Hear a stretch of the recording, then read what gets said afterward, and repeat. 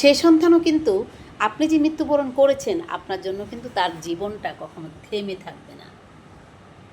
আপনার জন্য কিন্তু, শুনতে পাচ্ছেন?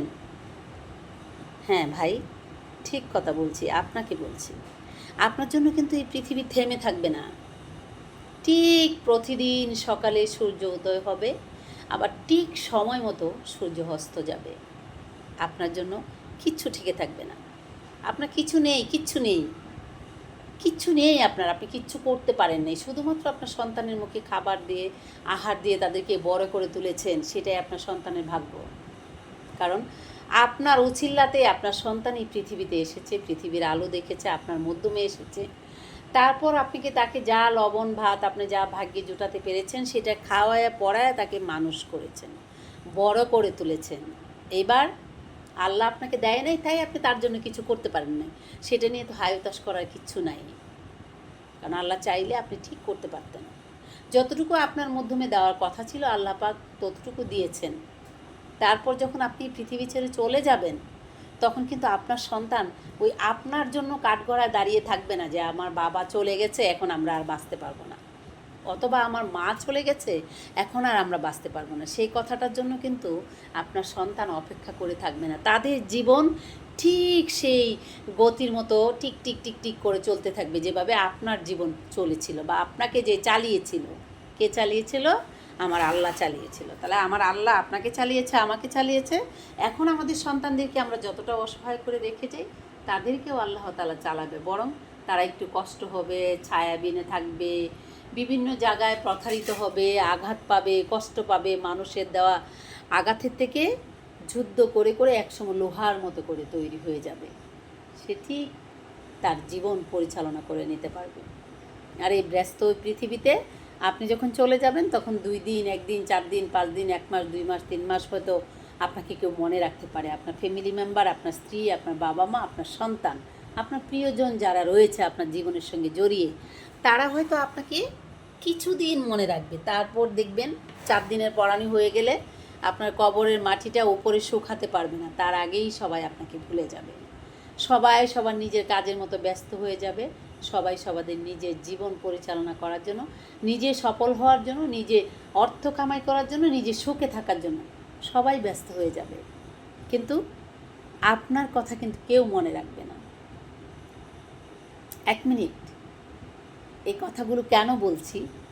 হ্যাঁ, আপনারা প্রশ্ন করুন আমাকে, আমি কেন এই কথাগুলো বলছি? এতগুলো কথা এই জন্যই বলছি, মন দিয়ে শুনুন। যারা সরকারি চাকরি করছেন বা যারা কোনো বড় প্রতিষ্ঠানে রয়েছেন, তারা মানুষ সারা দিন রোজগার করে, কামাই করে, অনেক কষ্ট করে, মাটি কেটে, পাথর কেটে যারা অনেক বেশি পরিশ্রম করে, তারা কিন্তু অনেক বেশি অর্থের মুখ দেখতে পায় না।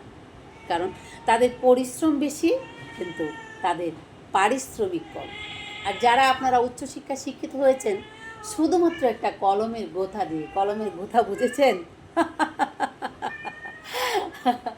কলমে গোথা মানে সোজা বাংলা কথায় কলমের একটা সিগনেচার দিয়ে আপনারা লক্ষ লক্ষ টাকা ঘুষ নিয়েছেন, দুর্নীতি করেছেন, সন্তানের মঙ্গলের জন্য টাকার পাহাড় গড়ে তুলেছেন। তারা কিন্তু আপনার সঙ্গে যাবেও না, আপনাকে মনেও রাখবে না। তাই ভাই, জীবনের শেষ দিনটা কোথায় আমাদের দাঁড়াবে জানেন? সেটা হচ্ছে আমাদের জীবনের সবচেয়ে বড় জীবন হচ্ছে আমাদের আখেরাতের জীবন। আখেরাতের জীবনের কথা চিন্তা করে কোনো মানুষের মনে কষ্ট দিবেন না, দুর্নীতি করবেন না, হ্যাঁ, অনেক প্রতারণা করে অর্থ কামাই করবেন না সন্তানদেরকে মানুষ করার জন্য আর সন্তানের জন্য। কারণ সেগুলো কিচ্ছু আপনার সঙ্গে যাবে না।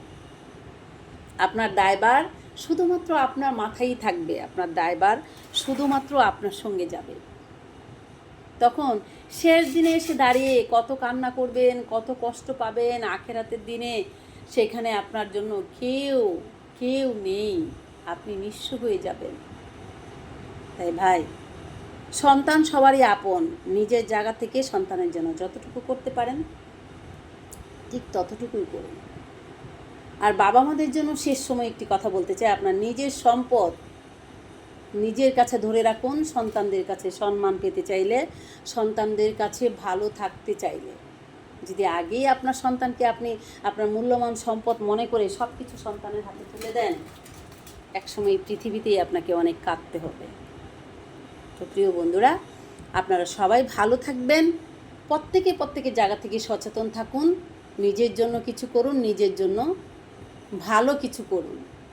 আর এই পৃথিবী ছেড়ে চলে যাওয়ার পর আপনার জন্য আখেরাতে যখন আপনি থাকবেন, একটু দোয়ার জন্য কান্না করতে থাকবেন, আপনার সন্তানের মুখের দিকে তাকিয়ে থাকবেন আর বলবেন আমার সন্তান যদি আমার জন্য একটু দান করতো, কিন্তু ভুলে যাবে তারা আপনাকে।